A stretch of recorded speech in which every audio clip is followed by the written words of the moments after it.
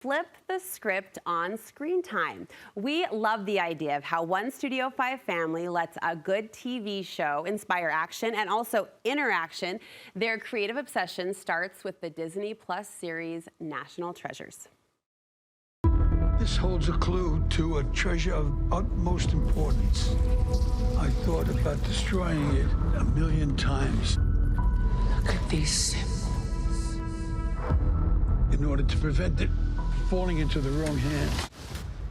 The series concept will captivate most school-age kids, and it can be the creative spark to more imagination, learning, and problem-solving at home. So we're encouraging you to use what's around the house, make some codes, clues, and ciphers, and soon you'll have some family fun on your hands. Celeste Whitney is bringing this concept forward with step-by-step instructions for a DIY treasure hunt. It's great to see you. So good to be here. I love this idea, Celeste, of letting media spark an idea that gets us off the couch, gets us connecting. How did you hone in on this? Well, I wanted to start watching it, but I was amazed that all ages of my kids were totally into it. And there were times where I was like, wait a sec, that was math, and you enjoyed it, you know, or history, and they were kind of excited about concepts that I thought they would normally fight up. So your mom radar went up and you honed in on that.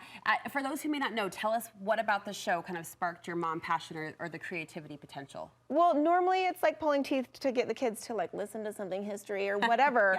So it was just so fun, and it was problem solving, which is like so good for every day for the rest of their lives. Right. But I did have to beg myself not to wear my Indiana Jones hat today. So like we've just been so into all of the different treasure hunts I'm now. gonna keep it cool and not go full on theme, but I want to. Yes. How closely did you stick to the show with your creative spin-off you're gonna show us? Not at all, really. I mean, there was just inspired by like in every trailer or every treasure hunt, there's, you know, something invisible, there's, you know, decoders. So we didn't take anything exact, just kind of ran with the theme. Yeah, let it inspire you, and you went from there. What age group? And we'll get into it. Okay, But what age so group do you think this would be good for? my kids are 14 down to 7, and but I think it could work with anything. Like my mom was one of our stops on our treasure hunt, and she was so into it and had to like follow us around the rest of the time and kept talking about it. So really, it could even be up to adults, dare I say. So fun for grandmas to get in on too. Let's get going. Where do we start with this? Okay, so I have some printables because every treasure hunt needs, you know, some ciphers, some code translators. A map of sorts? Yes, some map type stuff. So I'll start here because let me explain a couple of them. There's just Braille. Okay. There's a shift cipher wheel, which you print out twice. There's instructions on the printable. So, you know, you have a key, which might be. Look at this. Isn't that fun? Yes. You have a key. They're just the printables, but you could use this over and over and over again. It's not like a one-time use. Okay. You can have tons of codes, and they have to come here and find it. Very fun. Very fun. Anyways, we've got some hieroglyphics. Is that what I have here? Yes. Look at this. So here's, I took it, I ripped it apart. So there's the hieroglyphics on one side, you know, the translator on the other, and then you can hide an actual hieroglyphic somewhere, and they have to decode it. Look at that. This is taking me back to Mr. Peck's Isn't that fun? I know, right? I love it. And so I just got this wood from the dollar store, you know, drew some hieroglyphics on it. Okay.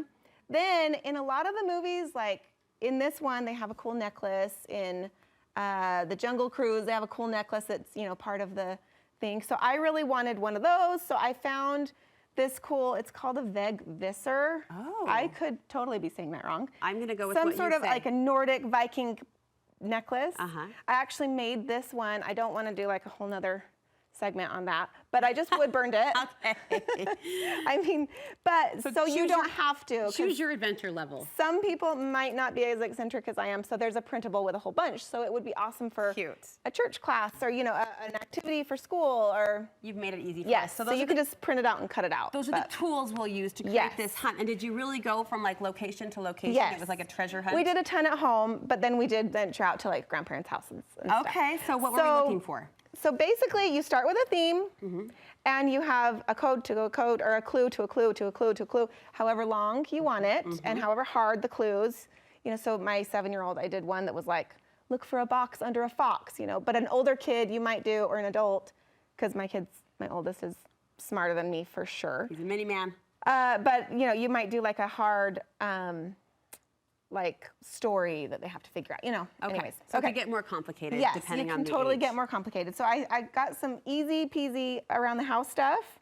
So here was a fun one. One code was a magnifying glass, and then they found this paper, which you can't see it. It looks invisible, but there's a teeny, teeny, tiny little phrase right here, and you can only see it with the magnifying glass. What? Did you print that out? Yeah. What So does you it just, say? Hold on. I don't even know. Well, I want to know. I think it says. Find George Washington. There you go. Is what it Which says. our clue was then a dollar bill hooked to a different clue, right? So We found George. How easy. Yep. Okay, they all have glow in the dark, or not glow in the dark. They all have invisible stuff. So here's the easiest one, in my opinion. Okay. You go ahead, dip it in water. So you've written something Yes, out. so and we've written something out here. with what? Crayon, white crayon. White crayon. So use like a darker color. Like I'm like a painting. blue. Yep, grab like a, Okay. get a bunch of paint on that. Hold on. 'Kay. Water up. H2O. And? So they can now just paint all over. Look how I'm fun! going to turn it this way. Yep. Okay, so any clue could be. You might have known that from preschool. I didn't. I missed out on that lesson, clearly. You paint a dark color with watercolors and over white crayon, and it's invisible. Okay, so your clue could be written out there to send you to the next clue. Yes, sending to the next clue. Another invisible one that we love, and there's all sorts of different ones. These are the black light pens. Oh, Emmy loves You know, these. yeah, you can just write anything on there, and then with the black light, or you can use any black light. So we found like a cool black one. Yeah. Oh, it's not going to show here. Well, but here's a picture. My danger question mine. was one day she said, they don't make big black lights, do they? And I'm like, yeah. She's like lights that can shine over your whole bedroom wall.